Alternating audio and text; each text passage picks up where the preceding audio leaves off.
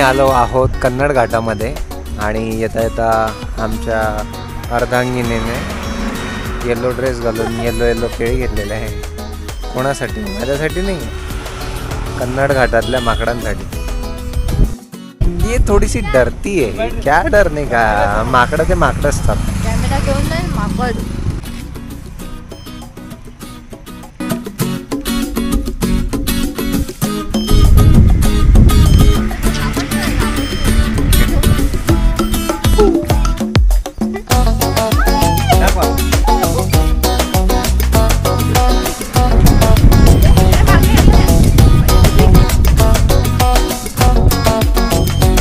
त्यांना बनाना साधा नको पाहिजे, त्यांना बनाना मिल्कशेक पाहिजे, त्यामुळे ते चालले गेले.